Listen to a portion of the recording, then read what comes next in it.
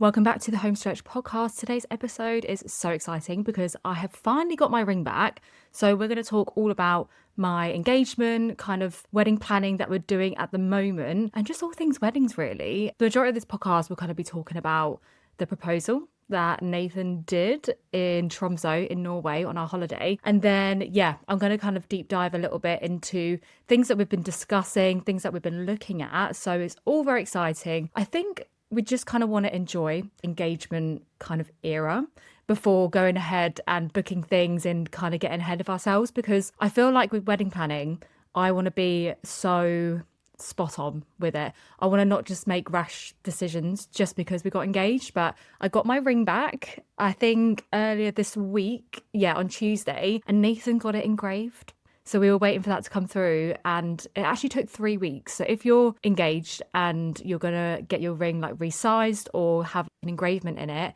it can take quite a while. But I think usually it's about 10 days. But the actual jewellers forgot to engrave it. So they resized it. I think I'm an eye and a half and it fits me perfectly. But they forgot the engravement. So the ring had to go back to the people that were doing the engraving, and I would show you, but you probably wouldn't be able to see. But the engravement is basically an infinity sign, and then there's two little gems. There's a sapphire, and then there's also an amethyst. It's the most thoughtful engravement ever, and honestly my heart melted when I saw it, because the infinity sign means a lot to us. It's kind of always been a part of our relationship from the very start, and I don't know why, to be honest. I'm trying to think back as to the very first reason as to why we even kind of symbolized our love and relationship as an infinity sign. It's kind of like a staple part of us. So it means a lot to us. Like, he kind of gets me a lot of infinity jewelry, and we see infinity signs together, and we just kind of think of us as a couple. So yeah, that was really, really thoughtful. So that's now back on my finger, which is great. And it feels just so normal again to actually see it. And I forgot how glittery it is, like in the sun or like a flash. It is so sparkly. It's amazing. So let's dive into today's episode, all about engagements, weddings, and getting excited for stuff like that. So first off, the engagement. Oh my gosh. It was the most perfect thing and magical thing that I could have ever have hoped for. So Nathan took me away on a Norwegian fjords cruise. Now, there is a vlog going out, and I think it would have gone out by now. I think it went out yesterday, if I stand corrected. But yeah, that's a pretty long vlog, but I wanted something that we're going to hold those memories for forever. So if you want to go check that out, go onto my YouTube, Elise Burton with 2 N's. Someone took my name, unfortunately. So it's Elise Burton with 2 N's at the end. But yeah, I vlogged the whole thing from the cruise day up until we left the ship. And it was a 12-night cruise in Norway, and it was just amazing. Now, the question that a lot of people ask me is, did you know about it? Did you have a feeling? Did you just get a vibe and things like that? To be honest, I didn't know that he was going to propose.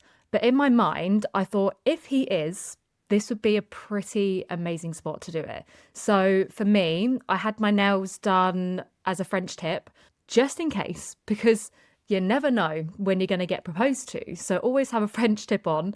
Luckily, the ship had kind of like a nail bar in there. So if I didn't have a French tip, I could have just gotten them done there. But I just thought, get it done just in case, and we'll see. And obviously, Nathan did propose, which was amazing. Now, I wasn't too sure when, I think Tromsø was maybe day 7. I always got confused on the days, but I think it was more later half of the holiday. I kind of didn't have it in my mind, to be honest. And then the morning of Tromsø, because Tromsø is kind of like the biggest city, there's more stuff to do there, and we were kind of really looking forward to it. Obviously, Nathan more so than me, because he had a ring in his bag. But the place was like a bit more bouncing. It was a bit more nightlife-y type thing. So we were really excited for the trip. And in the morning, the Taylor Swift song Love Story played, and I grabbed my camera because I thought, is this a sign? Is this song? Because, the song itself, a lot of people propose to their partners too when they see Taylor Swift, or with the song in general.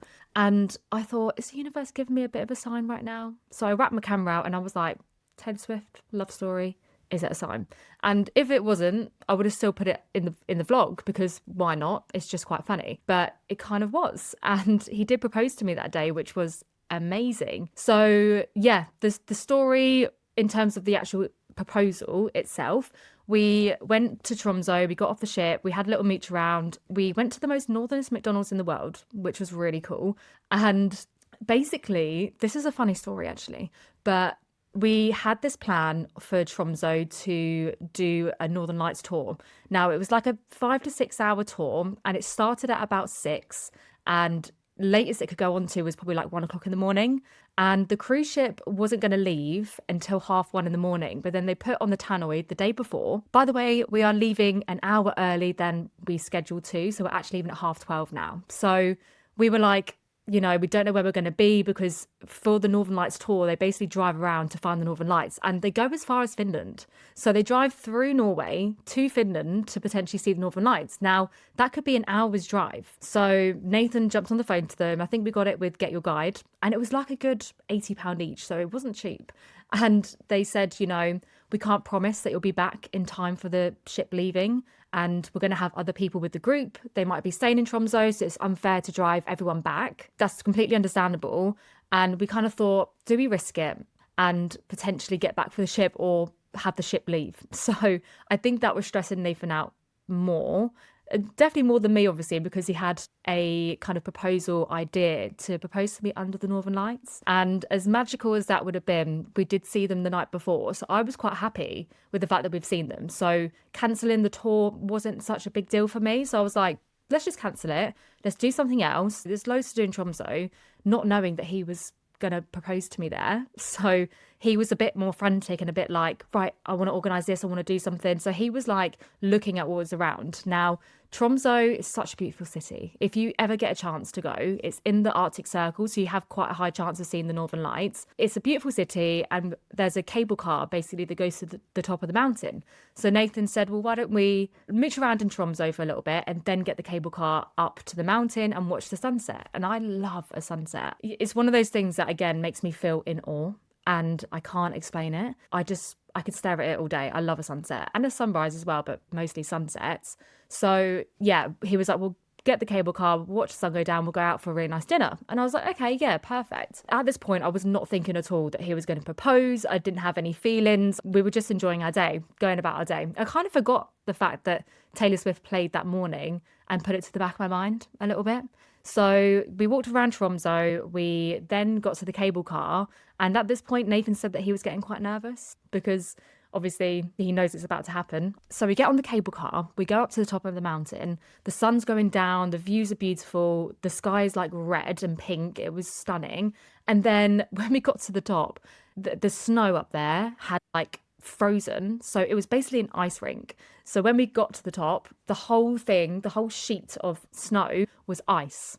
So we're trying to walk across it, and it's so slippy. I cannot tell you how slippy it was. We were not wearing the right shoes. We were literally just wearing trainers. So in his mind, he was thinking, I have to propose on this really slippy mountain right now. So we're walking around and, taking in the views because they were stunning. And you could see Tromsø from the top. It was amazing. If you do ever go to Tromsø, go in the cable car, especially when the sun goes down, and look at Tromsø at night. It is so pretty. And then, yeah, we were kind of looking around, and he was like, should we get someone to take a photo of us? And I was like, yeah, let's go over here. And he was like, oh, no, let's go over here. So he was very adamant, moving me in like the perfect position. And then we were kind of looking for someone to get a photo of us. And well, it wasn't a photo, it was a video.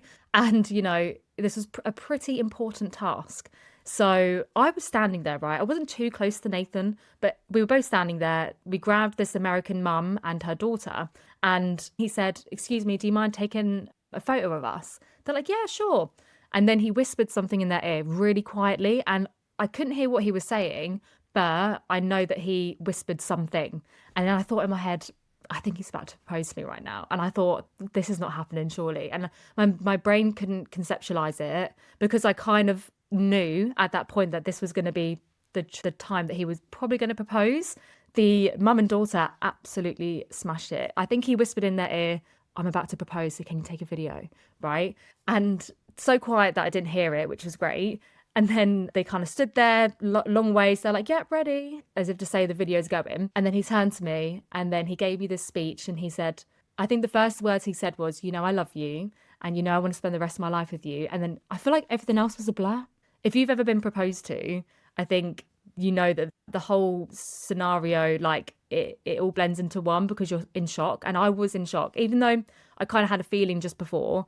I still was like, oh my God, he's like proposing to me now. Surely not. And I think I said to him multiple times, are you joking? Are you joking?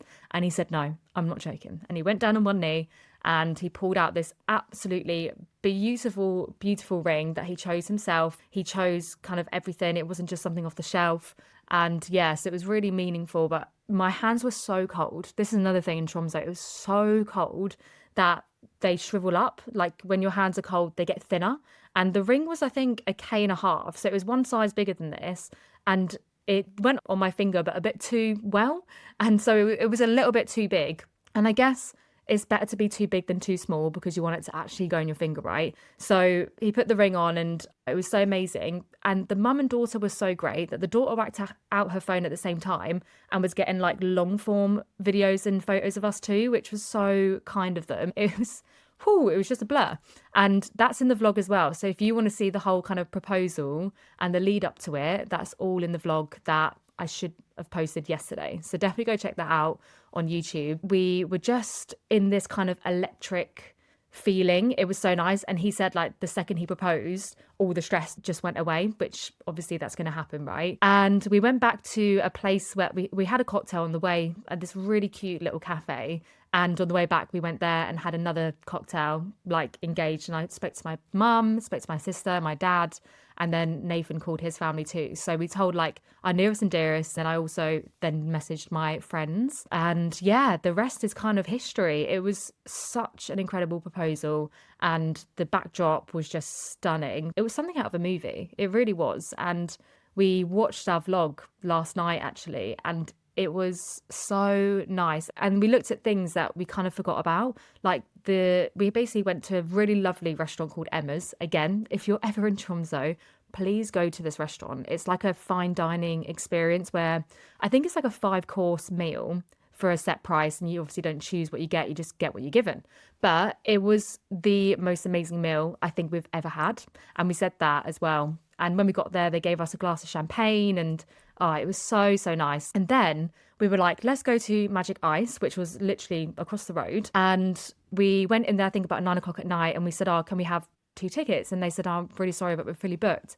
And I was like, but we just got engaged today. Anything that you can do. And they were like, you know what? Just go in there. Have fun. Don't worry about it. And we didn't pay at Magic Ice, which was so nice. And then they gave us a free bottle of Prosecco. Like, how nice and lovely is that? Like they made our experience and the staff at Emma's so beautiful and so magical. Like it was so much fun. So we drank the Prosecco. We're a bit tipsy at this point, getting back to the ship. And we went outside and we saw the Northern Lights again. Nathan absolutely smashed it. And I love him so much. And I can't wait to spend the rest of my life with him. So yeah, we went back on the ship. We saw the Northern Lights, which just ticked it off even more. And then we saw a few people on the ship that we were chatting to on the holiday and showed them. And we had a lot of free drinks that day, that's for sure. So everyone was really kind and just so lovely and just made the whole experience just beautiful. It's hard to put into words. So that was like our proposal story. If I do say so myself, it's a pretty magical one. I wish we could do it all again, to be honest. But now we're on to wedding planning. When it comes to wedding planning, it's an interesting one because I've never done it before. My sister is in the process of it right now, but she hasn't told me like the details of stuff apart from choosing the guest list, which she said was probably the hardest part.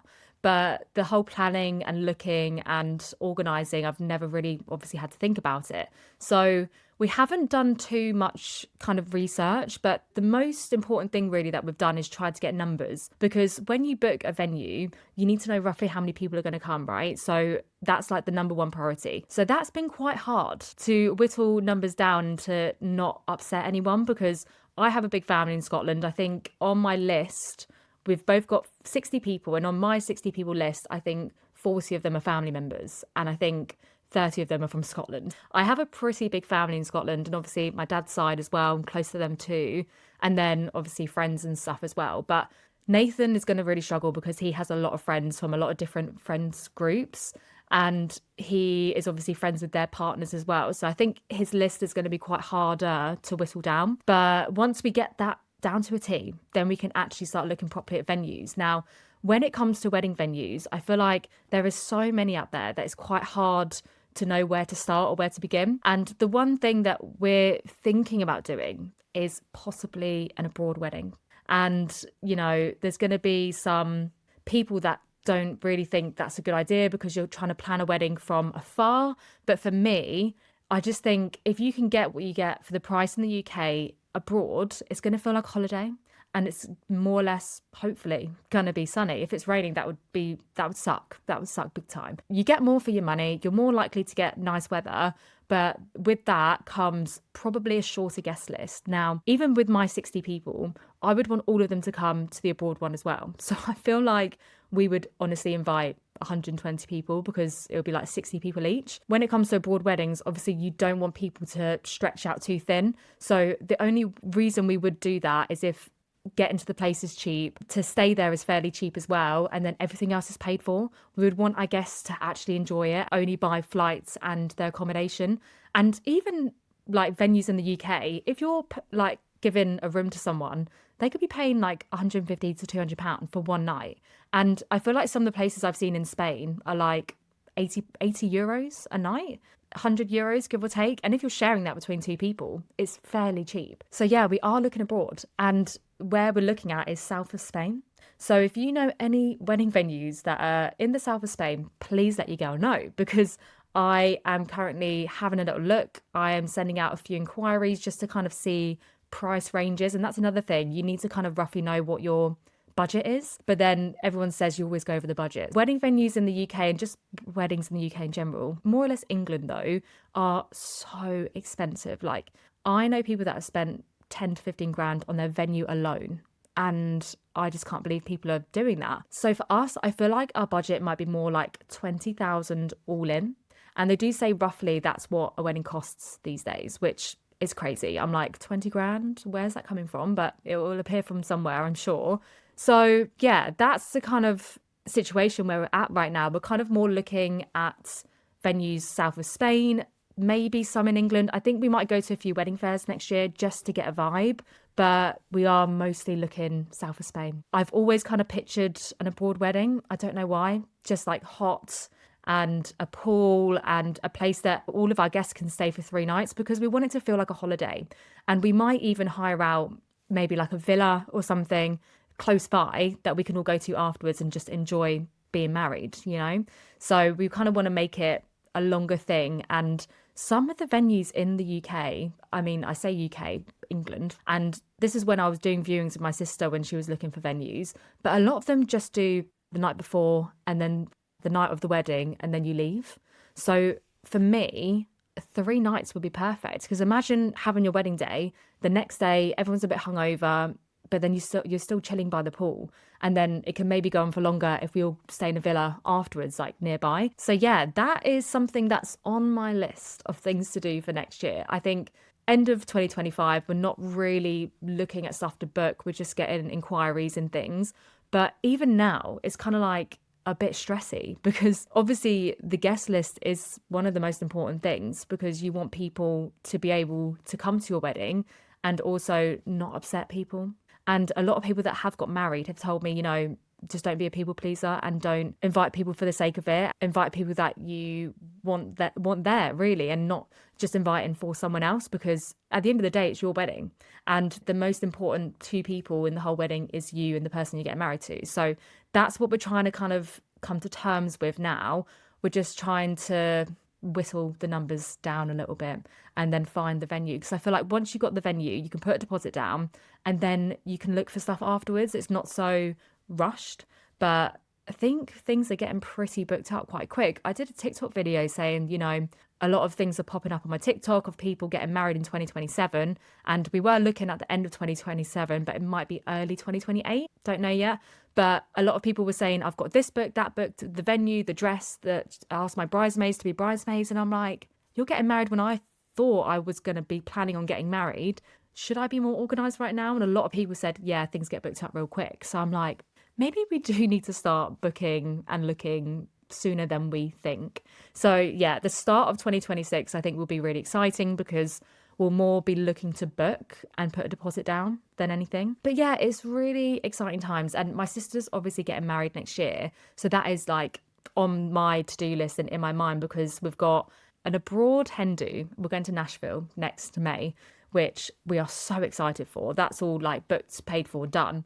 So I'm kind of in the middle of planning the itinerary for that. Also, she's having a UK hen, but she does listen to my podcast. So I'm not going to say any more. If you are listening, Nicole, thank you. Moving swiftly on, that's kind of in the forefront of my mind in terms of planning. So I've kind of got that, and also what I'm going to be planning for my wedding in the back burner of my mind as well. So 2026 is going to be a great year. I think we're going to find the perfect wedding venue.